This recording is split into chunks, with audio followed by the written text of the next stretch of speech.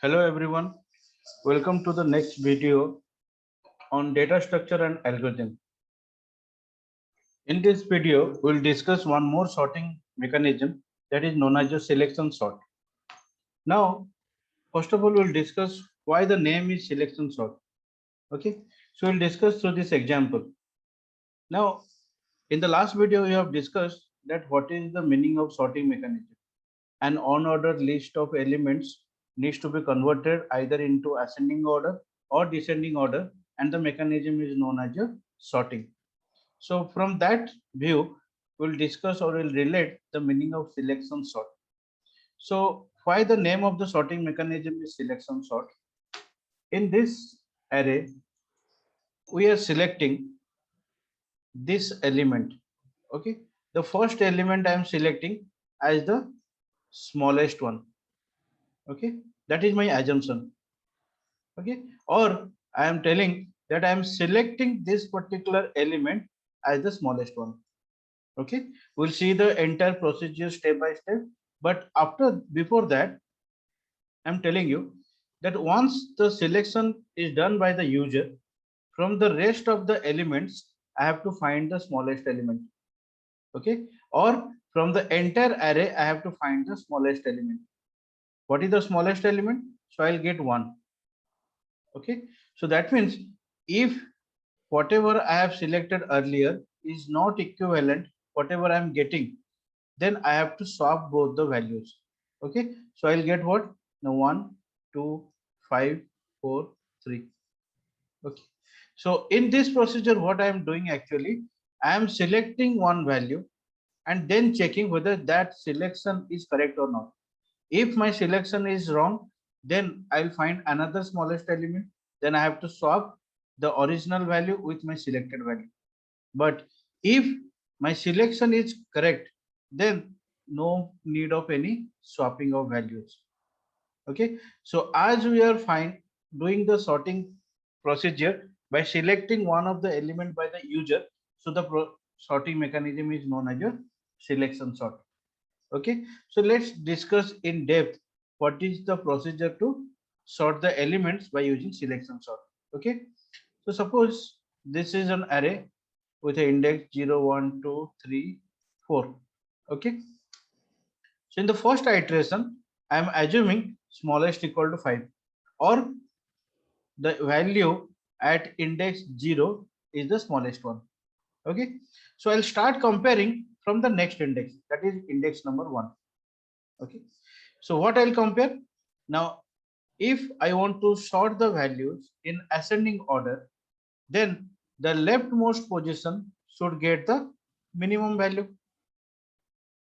So I have to check all the other elements should be greater than this.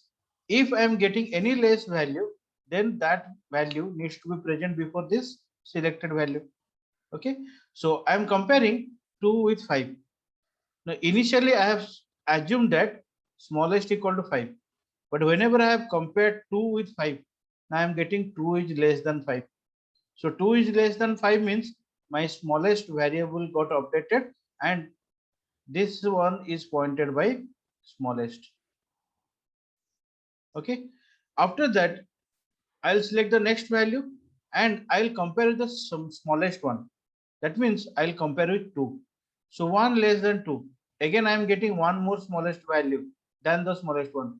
So what will happen? I'll update again. The smallest is 1.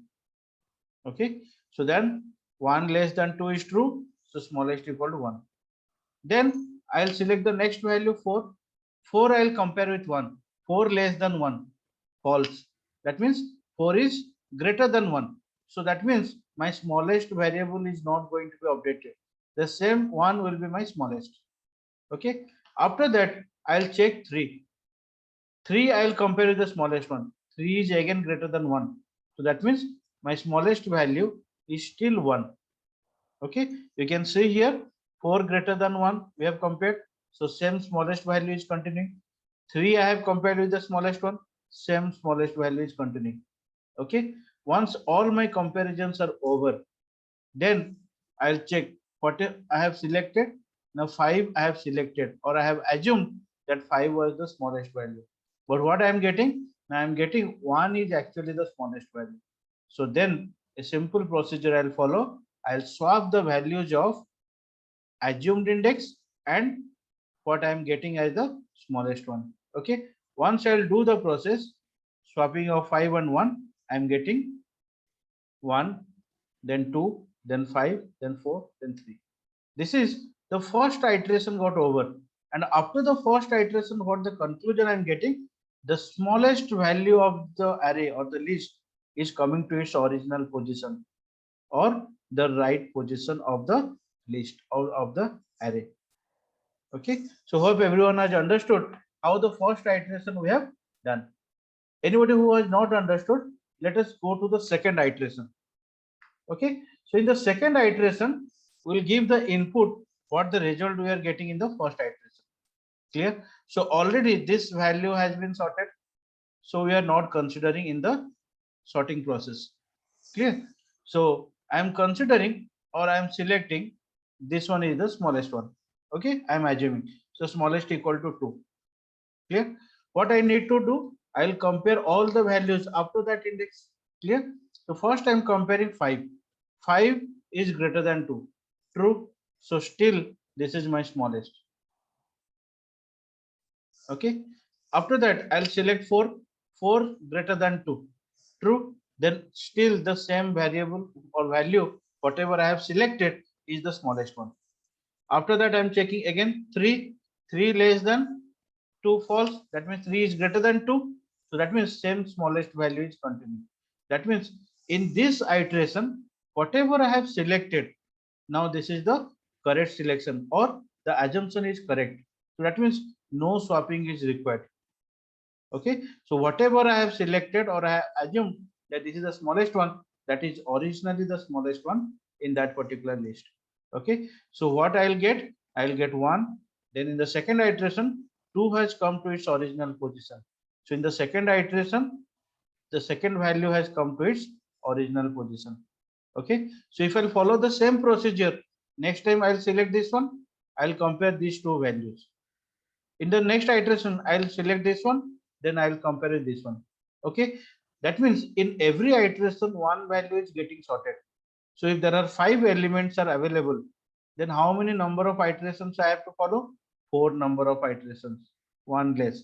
Why one less? That I have discussed in the last video. Still, I am telling that if there are n number of elements, I have to go for n minus 1 number of iterations so that the nth element will be automatically sorted. Okay. So let us see one more example so that the understanding will be better. So you can see here that this is the original list. Clear? So initially the entire list is unsorted. Clear? After the first iteration, this pass one means iteration 1, the smallest element, that is 8, will come to its original position. Okay. So now the entire array is divided into 2 parts. One part is the sorted one, another part is the unsorted one. Clear? So in the second iteration, I'll not include the value of the sorted one. I'll just go for sorting for the unsorted one. So in the second iteration, the second minimum value, that is 23, will come to its original position. So that means this part is known as the sorted one and the rest part is known as the unsorted one. Clear? So the motto of telling of these statements that in selection sort, the entire array will be divided into 2 parts always. One part will be sorted one part will be unsorted one. But in the original list, the entire list will be unsorted one. But in the final one, everything will be in sorted one. Clear? So at any position of time, the entire array in the selection sort, one part is considered as sorted one and another part is considered as unsorted one. We have to deal with only unsorted one because sorted one will come after every iteration. Clear? So if there are n number of elements are there, we have to do the iteration for n minus 1 number of steps. Okay. So let us implement this sorting mechanism through programming. Okay. So this is the same basic program of array input and output that we have done earlier. Clear? So let us take the help of this code so that less time will be consumed. So you have to implement selection sort using array. Okay. So whatever the array program, first you have to declare one array, then you will declare the or take the input for size variable. As for the size variable, you will take the input for array, and then you are displaying before sorting elements of array are this much. Okay. Now here I'll start selection sort.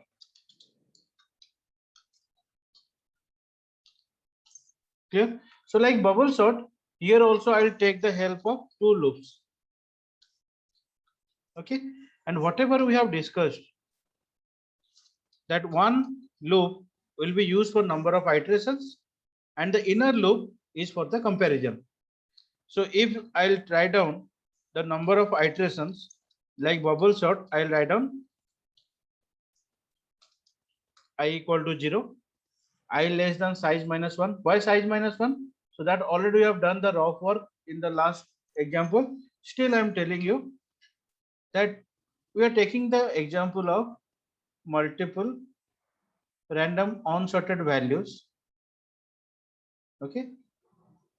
Suppose here it is 25, 5, 7, 3, 29 and 8. Okay. 0, 1, 2, 3, 4, 5. So if there are 6 number of elements, so that means size of the array is 6. So how many number of iterations are required? Obviously 5, one less. So here you can check I is starting from 0. 6 minus 1 is 5. So that means I less than 5 means 4. So 0 to 4, what is the value? 5. So that is what 5 number of iterations. Okay. So but for every iteration, we have to find the smallest value. Okay.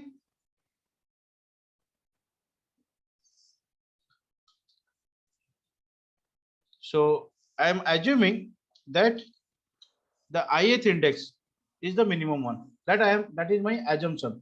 Okay, or I am selecting that to which index I is pointing, that is my minimum one. Okay. So the inner loop will start from I plus 1, because if I'm assuming that 0th index value is my smallest one, okay, this is what I'm assuming, that this is my minimum. Okay. So J will obviously start from the next value because I'll start comparing from the next index. If I'll assume that this third one is the minimum one, then I'll start comparing from the fourth one. So my procedure, I have started from the 0th index. So I'm assuming that to which variable I is pointing, that is my minimum one. So J will start from I plus 1, that is the next element. Okay. So it will go up to what? It will go up to the last element, obviously. Clear? So J less than size J plus plus. What I am comparing here, that if array of J is the what? That is the new element. Every time J will change. First J will point to 1, next J will point to 2, J will point to 3. So every time I am getting a new element from the array. Okay. And that I will compare with the minimum element what I have assumed. Clear? So what will happen? Now, first of all, as I have assumed that this 0th index is the minimum one, so J will come, J will point to 1. So array of J means this is 5. Array of min means this is 25. 5 is less than 25, obviously true. So that means to which one I have assumed, that is the wrong one. So now this will be my minimum. Okay. So that new index to whom J is pointing, that will be assigned by, or that will be pointed by min. Okay. So let me erase this one.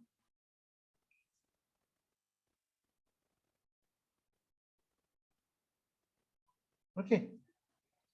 So simply I'll assign min equal to J. Clear? Done. So let us execute this one as per our program or code. Clear? So first of all, j was I plus 1. So j was 1. So array of 1 was 6. Sorry, your array of 1 is 5. And array of mean is 25. So finally, mean equal to j. So mean is pointing to 1. Done. Next time, j plus plus. So j is pointing to 2. Clear? So I'm checking here. Size is what? Now 6. So 2 less than 6. True. Enter. Array of 2. Array of 2 is what? Now array of 2 is 7. Array of mean. So the new mean is 5. The minimum value 5. So 7 is less than 5. False. So no need to update mean. Whatever I have got in the previous step, that is the minimum one. Okay. After that, j plus plus, j will become 3. And size is 6. 3 less than 6 is true. Now j is pointing to index 3. So array of 3 is currently 3. And mean is same 5. So 3 less than 5, true. So that means whatever the previous mean I have got, that is the wrong one. So this is what I am getting is the new mean. Okay. So mean is updated. Now mean is pointing to index 3. Clear? After that, j will again increment. J will become 4. 4 less than 6 is true. I'm checking. What is array of 4? Array of 4 is 29. So the value is 29 here. 29 and array of mean is what? Now array of mean is 3. So 29 less than 3. Clear? Let me erase something. Okay. So currently j is pointed by 4. Okay. J is pointed by 4. Array of 4 is 29. Array of mean is 3. 29 less than 3. False. So no need to update. After that, j will plus plus, j will become 5.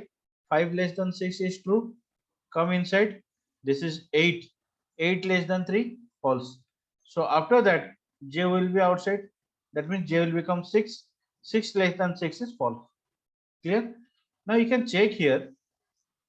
Whatever the procedure we have followed, finally, my mean variable is pointing to that index where the smallest element is present in the array. But what I have assumed? I have assumed that 0th index is the minimum one. You can check here. I have assumed minimum equal to I. Clear? So that means obviously my assumption was wrong after I am finding the complete iteration, or I have followed the complete iteration of selection sort. Okay. So based upon this, I'll do the swapping procedure.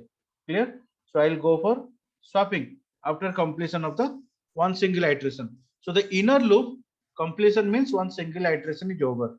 So I'll check here. If I is not equal to min.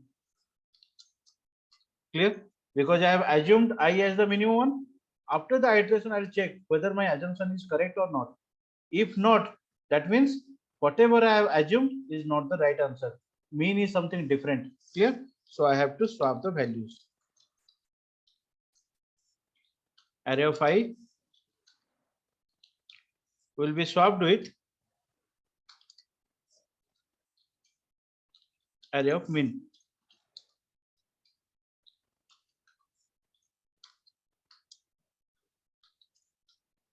Clear? So if my assumption is wrong, then array of I and array of min both will be swapped. Clear? So this is what the selection sort. After that, I will increase in second iteration. So I will point to 1. I will assume that this 1 index is the minimum one. Okay.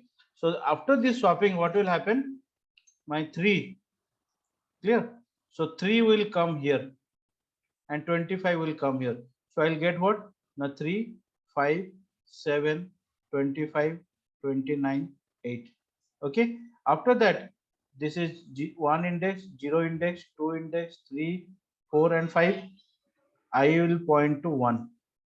Okay. So that means This is the sorted part, and this will become the unsorted part. Clear?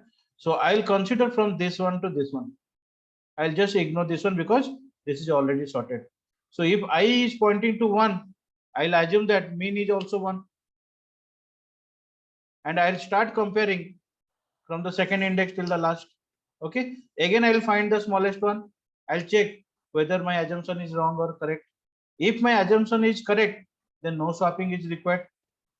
What will happen in this case? That every value is greater than 5. So whatever I have assumed, no swapping is required. My 5 will still present in the fifth, its own index. Okay. So this is the procedure I have to follow in selection sort.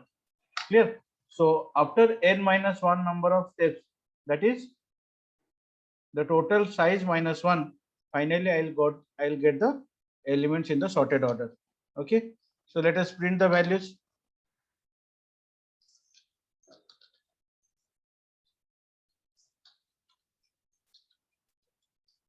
Selection sort.